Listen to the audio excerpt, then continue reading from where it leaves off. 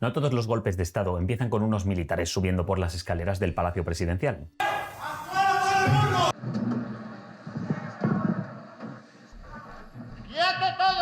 Algunos empiezan con un señor que pierde unas elecciones, dice que todo es una conspiración de la ultraturboderecha y pide a sus redes clientelares que salgan a la calle a hacer el trabajo sucio. En Bolivia eso ya ha pasado y el resultado han sido 50 días de bloqueos en la capital, entre el 6 de mayo y el 22 de junio de 2026. Hablamos de carreteras cortadas, de la capital, tal como os digo, medio sitiada, hospitales declarados en emergencia con oxígeno suficiente para aguantar 3 días, y 22 muertos según apuntan algunos reportes. Uno de ellos era un niño de 12 años que iba en una ambulancia desde Yayagua a Potosí y no llegó porque los bloqueos no dejaron pasar a su ambulancia. ¿Y qué pedían los encargados del bloqueo? Pues al principio derogar una ley y al final pues el verdadero motivo de quien estaba debajo de la manta, la dimisión de un presidente que llevaba 6 meses en el cargo o poco más y había ganado las elecciones tras 2 décadas de monopolio evista. Mientras tanto, 3.000 kilómetros más al norte, el sucesor de Petro, Iván Cepeda, perdía las elecciones colombianas por 245.000 votos y denunciaba un fraude algorítmico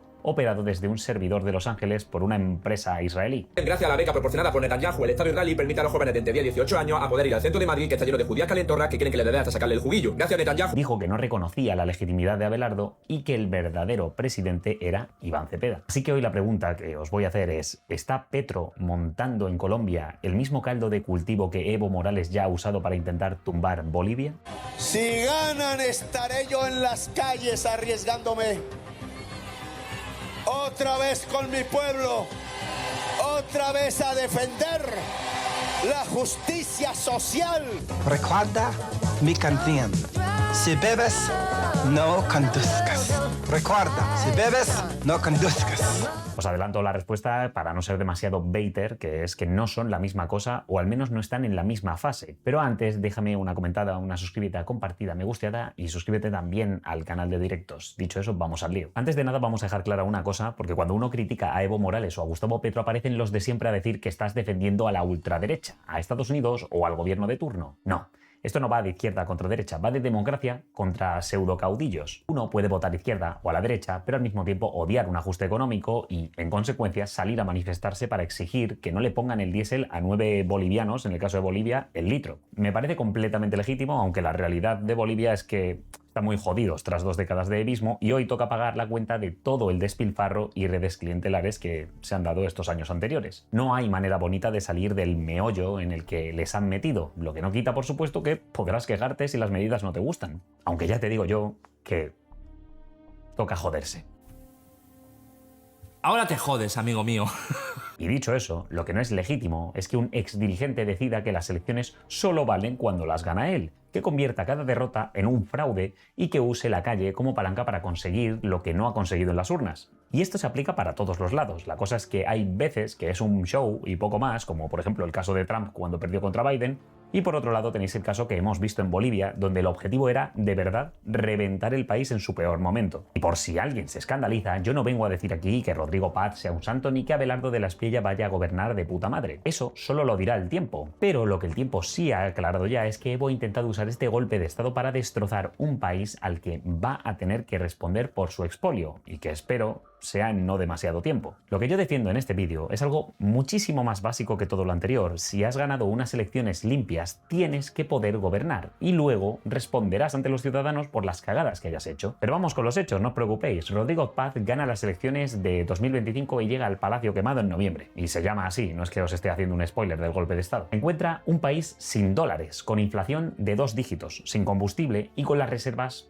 por los putos suelos. En diciembre de 2025 hace lo que llevan años sin atreverse a hacer: afrontar la puta realidad y quitar el subsidio a los carburantes. La gasolina sube a 6,96 bolivianos el litro y el diésel a 9,80. Pero claro, para que la gente no se le eche al puto cuello, a cambio ha subido el salario mínimo un 20% hasta 3.300 bolivianos. También la renta dignidad y mantiene el bono Juancito Pinto. Y este bono a mí me hace especial gracia porque es un puto soborno para motivar a los jóvenes de Bolivia a que terminen de estudiar. Literalmente se define como una ayuda económica anual que el Estado boliviano entrega a estudiantes para incentivar que se matriculen, asistan a clase y terminen el puto curso. Es básicamente un sueldo para evitar la deserción escolar, no una beca por buenas notas. Pero bueno, podéis entender que quitar paguitas duele mucho, aunque ya me diréis vosotros qué coño hacéis, porque el 2025 terminó con la inflación rondando el 20% acumulado, la comida iba disparada por encima del 24% interanual y el dólar paralelo había llegado a tocar los 20 bolivianos. En mayo de 2026 se calentaron las cosas con la ley 1720 que permite hipotecar tierras, que no ya inmuebles. Los indígenas del Amazonas salieron en marcha durante 28 días hasta llegar a la paz y se sumaron mineros, maestros y campesinos. Esto forzó a Rodrigo Paz a que el 13 de mayo derogara la ley que os he comentado. Pero los bloqueos no solo no pararon, sino que aumentaron. La protesta empezó a transformarse en un asedio.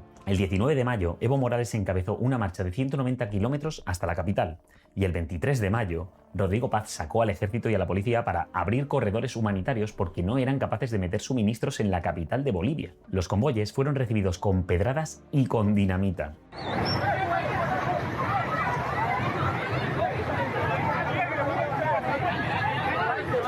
Ya no puedo pelear con esa gente, man.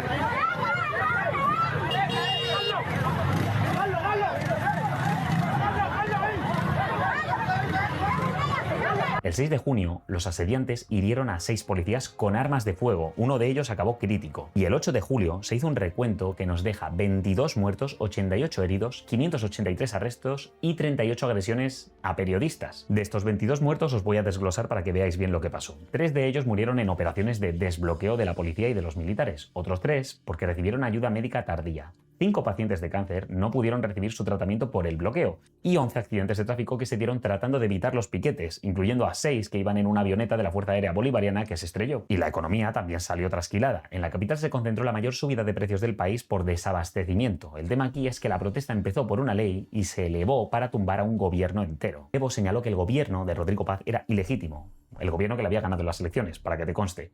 Y además señaló que todas las medidas que Paz estaba aprobando eran una agresión contra el pueblo, legitimando así pues la puta revuelta sobre la capital. Activó a las organizaciones sobre las que tenía algún tipo de influencia y animó a parar el país para cargarse al actual gobierno, dando lugar a un sitio sobre la capital como si estuviésemos en el puto medievo. Y no creáis que él estaba en primera línea, por supuesto, estos cerdos se esconden siempre detrás. Salió a decir que él no había organizado nada, que la gente se levantó sola, cuando claramente caldeó el tema para ocasionar lo que acabó pasando. Echó leña al fuego para montar un bloqueo alrededor de la capital y luego culpó de las muertes que se ocasionaron como consecuencia de este bloqueo al gobierno de Paz por no haber dimitido, que era lo que él le estaba pidiendo. Todo muy conveniente cuando estás en la selva escondido detrás de cientos de escudos humanos con palos y antorchas. Y es cierto que no tenemos una grabación de Evo organizando todo el asalto, pero él fue el que inició la marcha de 190 kilómetros sobre la capital el 19 de mayo. Además, fue él el que dijo que la única manera de calmar la situación era, casualidades de la vida, que Rodrigo Paz dimitiese y que se produjese una transición cuando no había pasado ni medio año desde su toma de posesión.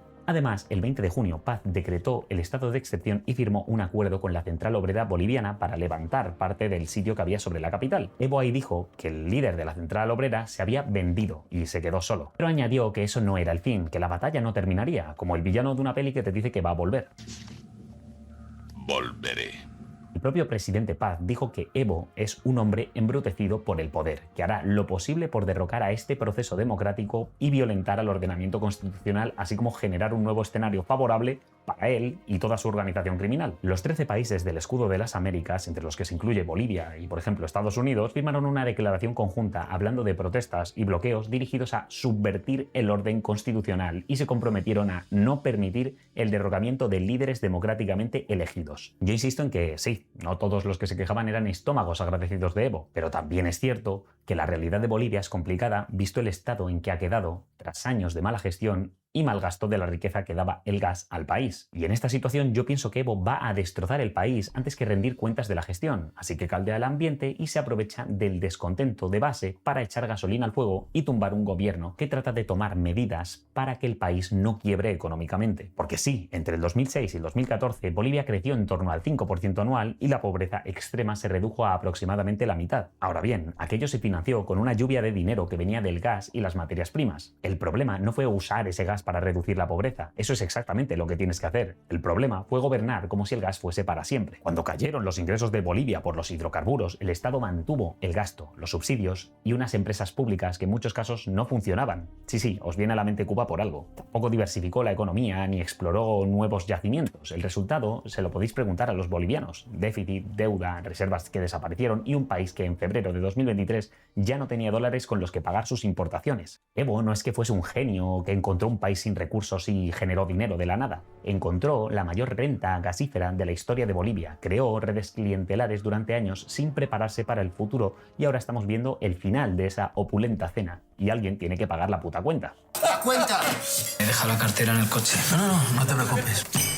Te la he traído yo. De ahí sale la motivación de Evo Morales. Si Paz estabiliza Bolivia y logra explorar nuevos yacimientos o recursos como el litio, se cae el mito de Evo Morales. El cabrón se mostraría como lo que es, un tonto con suerte que se enquistó en Bolivia diciendo, bueno, ya se encargará el futuro Evo de resolver este problema. Y no contemos ya de paso que Evo Morales está procesado por trata agravada de personas y por una presunta relación con una menor de 15 años con la que habría tenido una hija siendo presidente. En 2016 todo esto. Él lo niega y habla de persecución política, pero por si acaso se escondió en la selva rodeado de escudos humanos, tal como os digo. De hecho, aunque este intento de golpe de estado está apagándose, una dirigente cocalera dejó dicho que el trópico en el que se esconde Evo se mantiene en estado de emergencia para el resguardo de nuestro hermano Evo Morales. Pero bueno, os cuento todo lo de Bolivia no solo para que nos actualicemos con Bolivia, sino para compararlo con el intento de cosa rara que está haciendo Petro en Colombia. El 21 de junio de 2026 terminó la segunda vuelta de las elecciones colombianas. Abelardo de la Espriella sacó 12,93 millones de votos, que supone algo así como el 49,66% del total. Iván Cepeda, 12,68 millones, que es un 48,70%. Una diferencia de 245.000 votos, menos de un punto porcentual. Y a partir de ahí, Petro construye la acusación más gorda y delirante de su vida. Que no es decir poco. Se puso a decir que se había manipulado el escrutinio con algoritmos operados desde un servidor con IP en Los Ángeles y señalaba a la empresa israelí Black Cube, a la contratista Thomas Gregg & Sons y a los hermanos Bautista. Dice que el lobby de Ballard cobró millones para venderle de la Espriella a Donald Trump y define todo esto como el más duro golpe a la soberanía nacional desde la reconquista española. Deciros que no aportó ni una puta prueba y que la misión de observación electoral colombiana no encontró anomalías en el censo, ni en las mesas, ni en el preconteo. La misión de observación de la Unión Europea, por su parte, con más de 100 observadores de 26 países y encabezada por el vicepresidente del Parlamento Europeo, Esteban González Pons, descartó el fraude por completo. Sí detectó fallos, pero de carácter menor y que no tenían impacto directo en el resultado. Una auditoría externa analizó los resultados mesa por mesa y dictaminó que no hubo distorsiones ni manipulación. Pero espérate, que no es lo peor. Un informe técnico de inteligencia del propio Estado colombiano, entregado al despacho presidencial de Petro a finales de junio, dijo que las fuentes de Gustavo no eran fiables. El supuesto experto informático de Petro decía tener pruebas y nunca entregó ninguna. Vamos, que Petro lleva semanas diciendo fraude por ahí, porque un tío se lo dijo, y ya está. Y el Cepeda, el supuesto presidente legítimo para Petro, en sus propias verificaciones de campaña no le encontraron irregularidades suficientes a todo el proceso electoral como para criticarlo. Lo dijo él mismo. El 20 de julio, día de la independencia de Colombia y despedida pública de Petro, anunció una demanda de nulidad con más de 70.000 testigos digitales. La demanda pide anular la resolución que declaró electos a De la Espriella y a José Manuel Restrepo, su vicepresidente. Además, pidió suspender cautelarmente los efectos del resultado y auditar los formularios E14. Las empresas a las que señala han rechazado las acusaciones y ya han emprendido acciones legales contra el bueno de Gustavo. Dicho eso, no me parece justo todavía al menos comparar a Petro con Evo Morales. Y es que por ahora, Petro pues va a entregar el poder. Ha dicho que hasta el 6 de agosto a las 12 de la noche él es el comandante supremo de las fuerzas militares colombianas, pero que a partir de entonces deja de serlo. Y dicho eso, creo que trata de aclararlo porque tuvo un rifirrafe con De la Espriella que intenta que su toma de posesión pase a ser en un cuartel militar. Pero bueno, te estarás preguntando entonces en qué se parecen y en qué no, porque si me está sacando esta comparativa es por algo. A ver, se parecen en el manual. Los dos dicen que su contrincante es un presidente ilegítimo. Los dos denuncian injerencia extranjera. Los dos convierten una derrota política en una lucha existencial y gritan que su gente debe movilizarse. Lo que pasa es que a Petro no le está haciendo caso ni su puta madre. Ahí molestando a los colombianos y colombianas que ya merecen una nueva época. La diferencia está simplemente en el momento en el que nos encontramos. Evo ya está en una fase de bloqueo efectivo. El mensaje es: Bolivia no funcionará mientras gobierne alguien que no sea yo. Petro está en la fase anterior, la narrativa. Pues está gritando fraude, ilegitimidad, amenaza fascista, soberanía perdida, movilización permanente, ese tipo de mierdas. Cepeda, por su parte, dice que no va a ir a la investidura de la Espriella como una forma de desobediencia civil pacífica, que no sé la verdad qué otro punto tiene más que dividir más aún a la población. O sea, acepta que de la Espriella le ganó legalmente, pero de algún modo cuestiona su legitimidad. No sé, sinceramente no entiendo el punto. Pero tal como digo, en Bolivia esa fase la han pasado hace tiempo cuando ves que han tratado de estrangular a la capital. O sea, por dejar claro, Petro no está dando un golpe de estado como el que sí considero que Evo ha intentado dar en Bolivia. Si Gustavo tratase de impedir la entrega del poder y proclamar una suerte de autoridad presidencial paralela en su persona, ya ni siquiera en Cepeda, pues ahí ya sí que hablaríamos de un golpe de estado. Y si encima trata de movilizar a funcionarios o fuerzas de seguridad para forzar su voluntad, entonces ya apaga y vámonos, porque estaríamos entrando en un golpe de estado militar. Dicho eso, vuelvo a insistir, Petro de momento está, junto a Cepeda, haciendo el ridículo más que otra cosa. Un ridículo que polariza muchísimo a la población y que no contribuye a la convivencia. Pero un ridículo en cualquier caso. Y por su parte, de la Espriella suspendió unilateralmente el empalme, que es el traspaso ordenado de información entre gobiernos, llamando a la ejecutiva de Petro, la saliente, una banda de golpistas y corruptos. Y es curioso porque en Bolivia con el empalme pasó algo muy parecido. Dicho eso, yo tengo mucha curiosidad por ver cómo va a darse la toma de posesión el 7 de agosto y por si en Colombia vemos algo parecido a lo que estamos viendo ahora mismo en Bolivia, aunque no sé yo el poder real de movilización que va a tener Petro.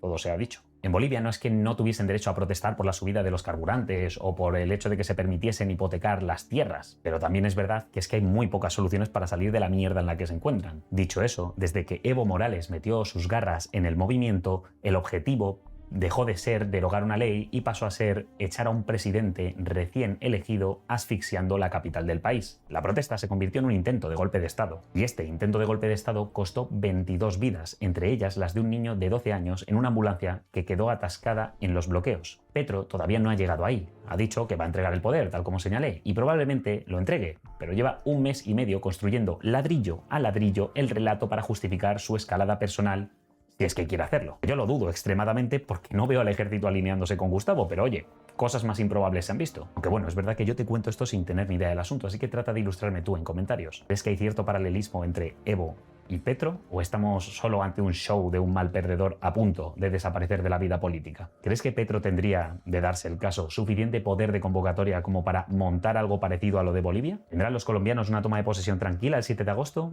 ¿O habrá jaleo? Leo, suscríbete si no lo has hecho y hazte miembro que ayuda mucho al canal. Echa un ojo a los vídeos para mantenerte en el debate y nos vemos en la próxima. Hasta luego.